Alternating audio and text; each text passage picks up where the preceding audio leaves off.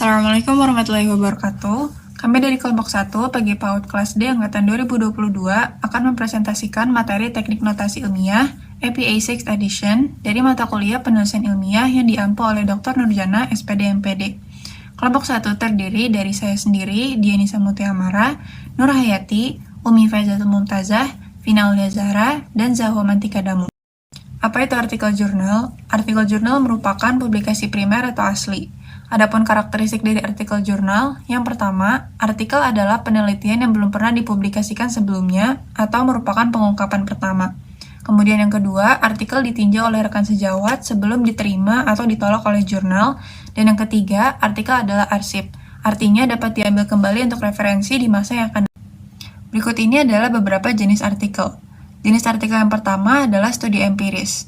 Studi empiris adalah laporan penelitian asli.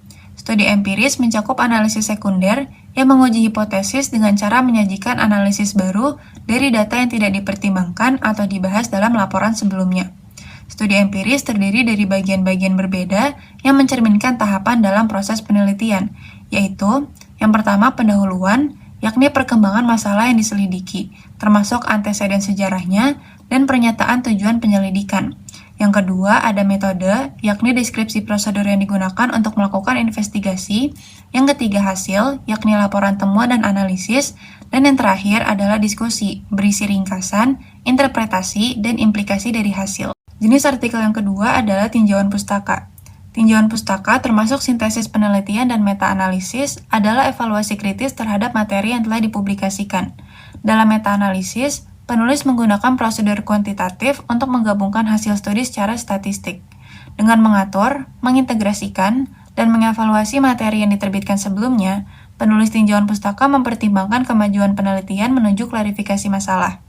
Tinjauan pustaka adalah sebuah tutorial di mana penulisnya mendefinisikan dan mengklarifikasi masalah, meringkas penyelidikan sebelumnya untuk memberitahu pembaca tentang keadaan penelitian, mengidentifikasi hubungan, kontradiksi, kesenjangan, dan ketidakkonsistenan dalam literatur, dan menyarankan langkah-langkah berikutnya dalam memecahkan masalah. Komponen tinjauan pustaka dapat disusun dengan berbagai cara, misalnya dengan mengelompokkan penelitian berdasarkan kesamaan konsep atau teori yang diminati, kesamaan metodologi antara berbagai kajian, atau sejarah perkembangan dari bidang terkait. Jenis artikel yang ketiga adalah artikel teoretis. Penulis artikel teoritis menulis menggunakan literatur penelitian yang ada untuk memajukan teori. Tinjauan pustaka dan artikel teoritis sering memiliki struktur yang serupa. Akan tetapi, artikel teoritis menyajikan informasi empiris hanya jika hal tersebut memajukan masalah teoritis. Penulis artikel teoritis menelusuri perkembangan teori untuk memperluas dan menyempurnakan konstruksi teoritis atau menghadirkan teori baru atau menganalisis teori yang ada, menunjukkan kekurangan atau keuntungan dari satu teori di atas teori lainnya. Dalam jenis artikel ini, penulis biasanya memeriksa konsistensi internal dan validitas eksternal dari sebuah teori. Bagian-bagian dari artikel teoritis dapat bervariasi sesuai dengan urutan isinya. Artikel keempat adalah artikel metodologis. Artikel metodologis menyajikan pendekatan metodologi baru, modifikasi metode yang sudah ada, atau pembahasan pendekatan kuantitatif dan analitik data kepada komunitas peneliti. Artikel ini fokus pada pendekatan metodologis atau analitik data dan memperkenalkan data empiris hanya sebagai ilustrasi dari pendekatan tersebut.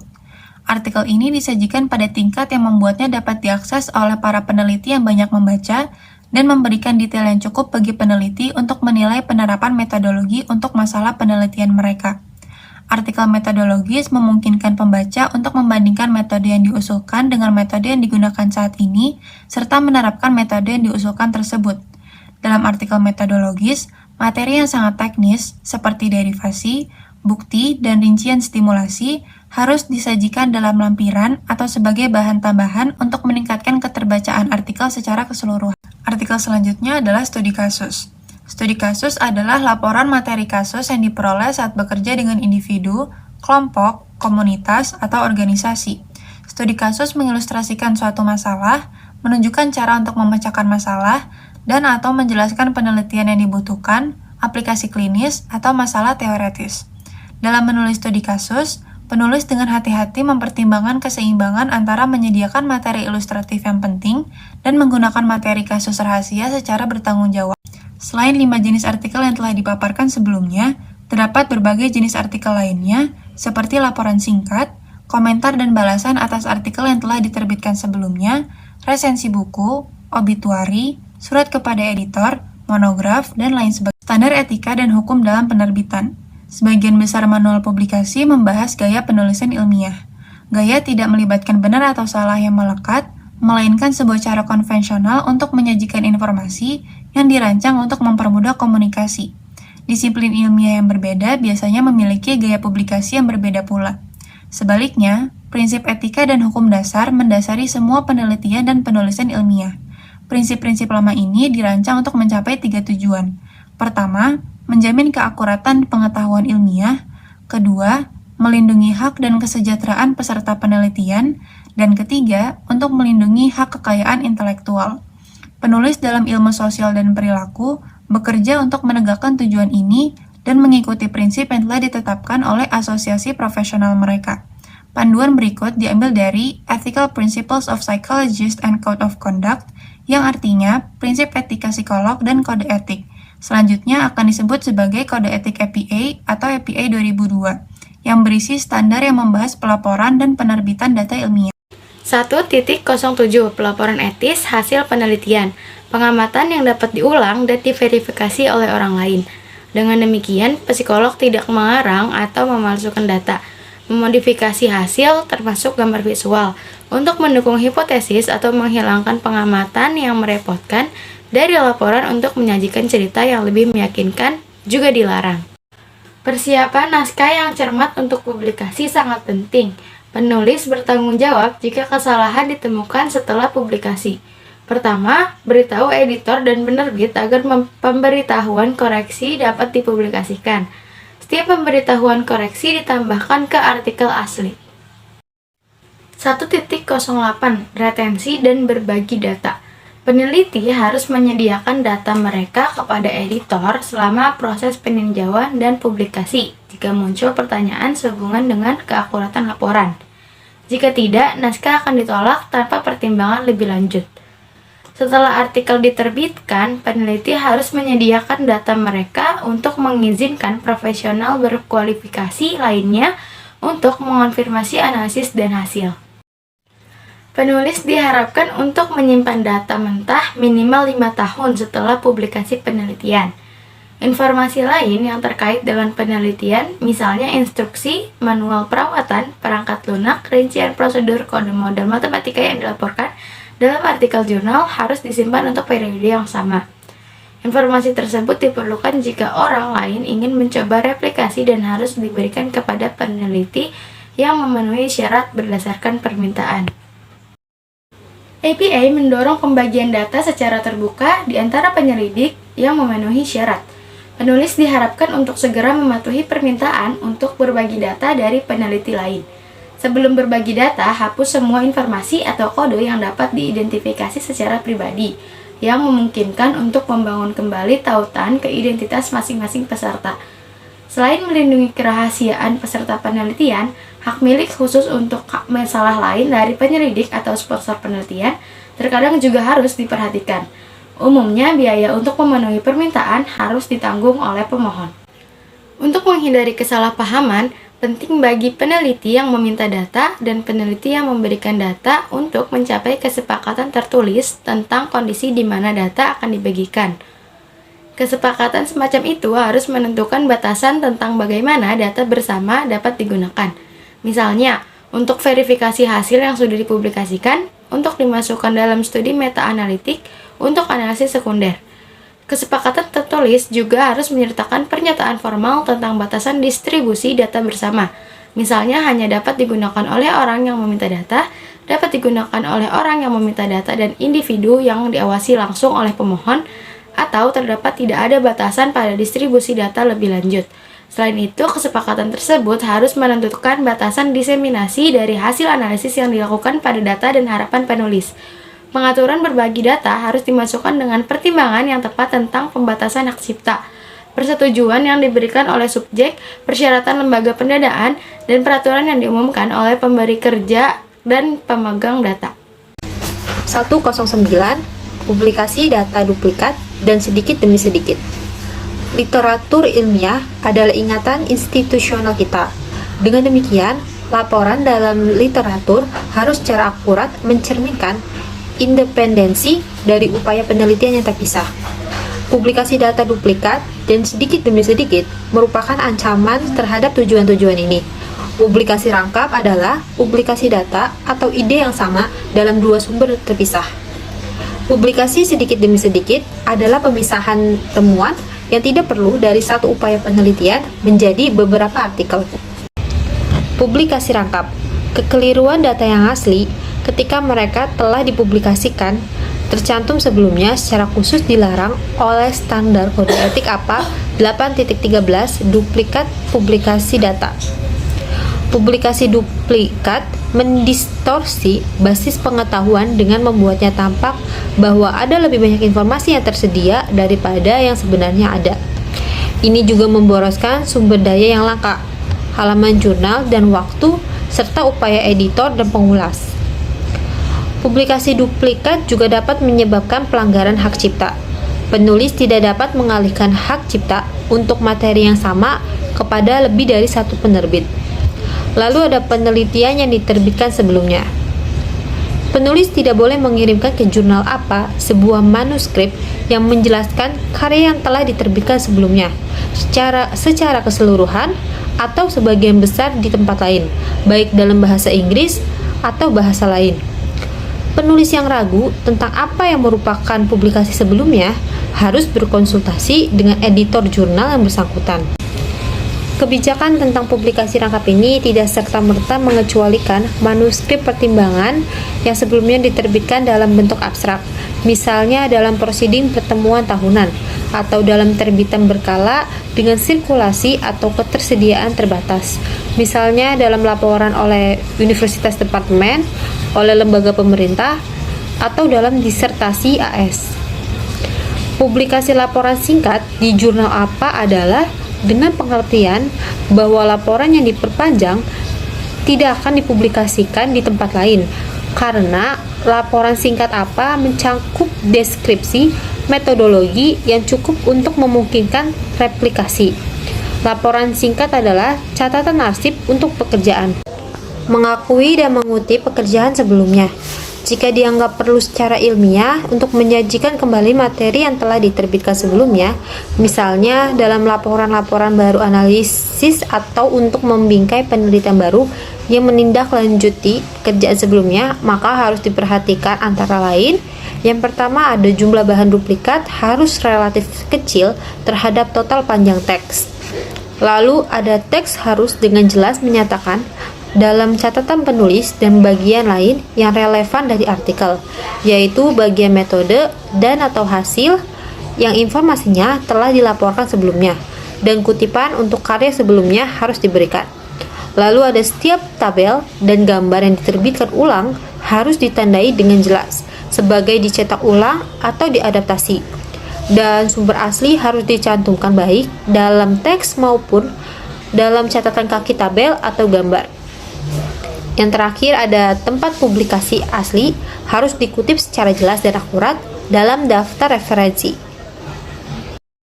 Ketika publikasi asli memiliki banyak penulis dan kepenulisan tidak identik pada kedua publikasi, penting bahwa semua penulis menerima kredit yang disepakati, misalnya dalam catatan penulis, untuk kontribusi mereka dalam publikasi selanjutnya.